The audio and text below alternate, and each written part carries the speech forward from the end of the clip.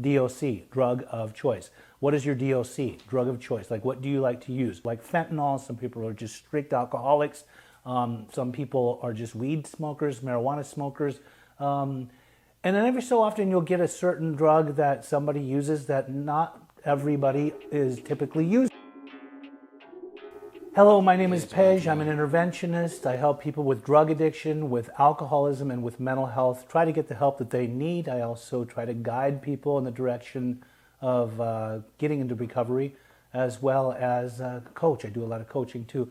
I'm with Pej Interventions. That's the channel that you're watching right now. I want to talk today about drugs that are specific to those that use them.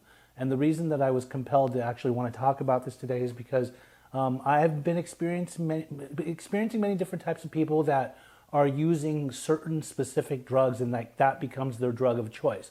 Often in the recovery world, we will say things like DOC, drug of choice.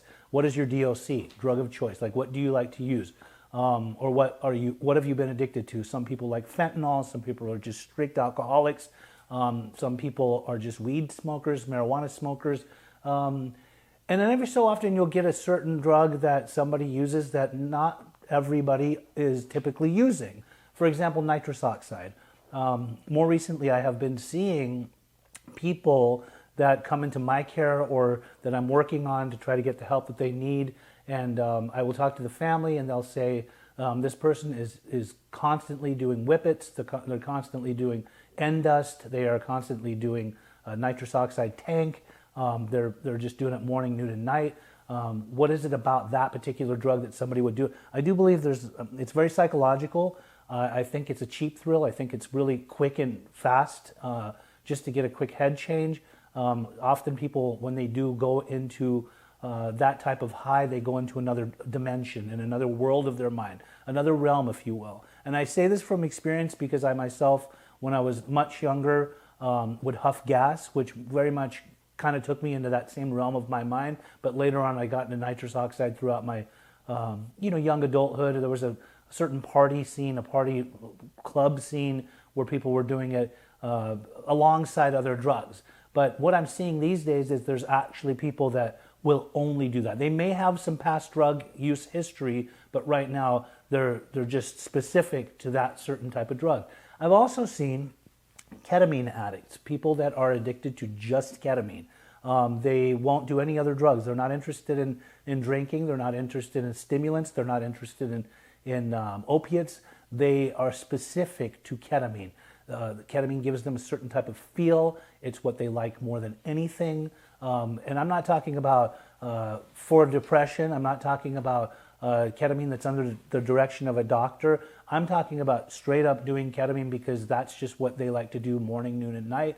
They're very addicted to it. I have more recently worked with somebody who over the years has been a continual ketamine user, and then they will actually stop for a while. They know they don't like it. They don't want to do it anymore. They say they don't like it. They don't want to do it anymore.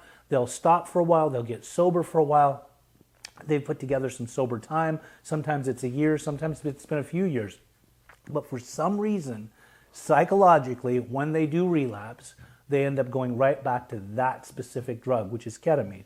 So what is it about certain substances that make people more turned on to them as opposed to what everybody else might be doing or what a large amount of people might be doing? As we know, like right now, there's a major fentanyl craze. I believe that anybody that's specifically using fentanyl at the point of the reason why they're using that powerful of an opiate is because they may have a history with other opiates. They may have tried other opiates in the past. They may have had a prescription, which then later they ended up abusing their prescription. They may have used black tar heroin, and then now they've just moved into the realm of the fentanyl world. And they'll use that basically because it's so powerful, it's so potent, they become highly addicted to it, they become dependent upon it, and that just becomes their drug of choice. And that's all they'll do. You don't often see people that are hardcore fentanyl addicts get super excited to do cocaine or to do meth, although there are people that are polysubstance abusers that will mix them. There are some people that will do meth alongside fentanyl, but usually the majority of the people that I see that are fentanyl users only use fentanyl. There are people that will use meth also if they can't get fentanyl. Often people will switch from one to the other if they can't happen to obtain it at a certain time. They'll do something else to hold them over, but usually they're captivated by one specific drug, and that fentanyl addict usually will always go and seek out fentanyl. Meth users, what is the fascination of a meth user? Why does somebody want to do meth more than any other drug? Is it just something that they took on from the very start? I don't think so. I think often people will experiment with drugs from a very young age. Some of them will do hallucinogens, some of them will do marijuana, some of them will drink alcohol, but later on they will meet people that are trying other stuff that that's more potent, that is more powerful. And if somebody gets into using meth, sometimes meth becomes their everything. I mean, they fall in love with it. Nothing else matters as much. Meth gives them power. Meth makes them feel like a supernatural human being where they can do things in a highly productive fashion. At least in their mind, they think they could do things in a highly productive fashion. Nothing ever really actually gets done the way it should. And then there's cocaine users. Why are some people just specific to cocaine use? Like, what makes a person that does cocaine, if somebody offers them some meth, say, I will never touch that stuff, I stick to the coke. Coke, I mean, way back in the day, it was the rich man's drug, at least that's what they said. Often people would do coke because they were out on the night, out of the town, partying, drinking. Sometimes drinking and doing coke would go hand in hand. You can pretty much stay up much later hours. You can enjoy the effect that's produced by alcohol without getting smash drunk, because the cocaine, the stimulant within the cocaine, is actually like leveling you and making you seem like you're having a good time. And really, like a lot of people have a lot of good times on cocaine. The only thing is, sometimes people that get deep into cocaine addiction might take it to the next level. They might neglect their families, they might neglect their jobs, they might neglect their friends, they might ruin good opportunities, they might not be able to function in everyday life or in the workplace because they go on hard benders. They will use cocaine excessively. Cocaine becomes their everything. It becomes their master. And then afterwards, sometimes some people that do use cocaine will even take it to the next level, and they'll start to smoke crack, which is cocaine in a rock form, and that becomes a highly addictive drug. And then sometimes when a person becomes as we call them, a crackhead, crack user, that becomes their everything. They're absolutely captivated by it. You can offer them other types of drugs, and they don't want that. They want that quick, instantaneous high that's only temporary from the crack, and that's all they'll seek. That's all they will go after. Sometimes they'll sell everything that they have. They will get broke, and it sort of zombifies them. Sometimes to the point where if you see them, they look like a shell of a human being. And then there's alcohol. Alcohol is, to me, I believe it's the king of all drugs. I mean, really, an alcoholic that's in his cups will drink no matter what. They have no mercy. They don't care. They don't care about life. They don't care about what they do to their husbands, their wives, to their kids. Alcohol becomes their absolute master, and they'll go above and beyond to be able to get their drink. They'll hide their drink. They will hide it in their own homes. They will hide it so nobody can see. It becomes something that they need to function in everyday life. And then there's also, we want to think about benzodiazepines, things like Klonopin. There's some people that are prescribed this stuff, and when they use it, it becomes a necessity. Like they cannot go throughout their day without doing it. Xanax users too. People that depend on Xanax as a regular medication that they're using for their anxiety per se, they might use it, but then they might start to abuse it. And if they abuse it, then it becomes an actual straight up addiction, and they become a person that always needs to do Xanax. They can't live without it. When it comes to alcohol and to benzodiazepines, these are certain types of substances that if used in excess, a person is not properly detoxified. If they get to a point where they do want to get off of it and they're not properly detoxified, and they try to do it within their own home, they could have a seizure, they could seize up, and this could be life-threatening and take their lives from them. So the reason I really wanted to talk about all of this stuff is it's interesting for me because of the type of work that I do and the world that I live in and all the different people that come in different avenues, we get to see who does what. Oh, okay, that guy, he just loves alcohol. Oh, her, she's a straight up Xanax user.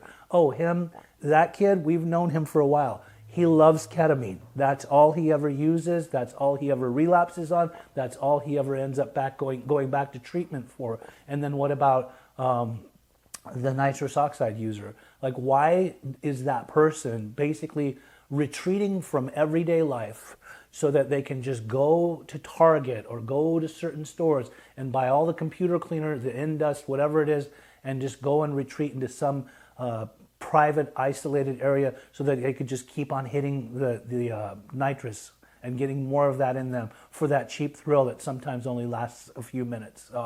I've had conversations more recently with somebody who seemed to be doing well for a while. He was around us. He was staying sober. He was going above and beyond in his recovery process, so it appeared. But for some reason, something happened. He was triggered. I believe it was like by his ex-wife or something like that. And the next thing you know, he took off, he left, and he would call while hitting nitrous. Like, he would say, I want to get back in recovery. And he'd make these like noises, like talking a certain way. And I'm like, bro, are you like hitting this thing right now while you're on the phone with me, telling me you want to get back into recovery? And you would hear the guilt in his voice. He would say, I don't know why I'm doing this to myself. And his voice sounded like it was vibrating. And it was just a person that he could not stay away from that particular substance. He was specific to that substance. That's what he loves. That's what he loves to do. I asked him, did you do other stuff throughout your life? He said, I did a lot of substances. I did a lot of drugs. But for some reason, this is quick. It's easy. It's accessible. It's what I do. It takes me out of the game. I don't have to think about anything. The problem is right now he's accumulated a bunch of crimes as well as he's about to lose everything in his life. And because of this cheap thrill drug that's specific to his liking, he's losing a lot of things very fast. I hope that he comes back and we see him do better for himself. So at the end of the day, drugs are drugs. I believe even a marijuana smoker can definitely abuse marijuana if it becomes something that they're doing to where it consumes their life and they're not productive in their everyday life. Even the marijuana smoker, especially with what's out there these days, the types of marijuana that are there, it's much more powerful, much more potent. This can become a major problem, and it could lead into other things. But even a marijuana user, I often will see a lot of people are coming and asking for help, saying, how do I overcome weed? Like, I can't stop smoking. It just becomes a ritual for me. I withdraw if I don't have it. And some people think you can't withdraw from marijuana. You absolutely can. I think it's more of a mental thing as opposed to some of the other substances that people develop a physical dependency over. But if you need help and you really want to get help, or you know someone that needs to get help, you can always reach out to me.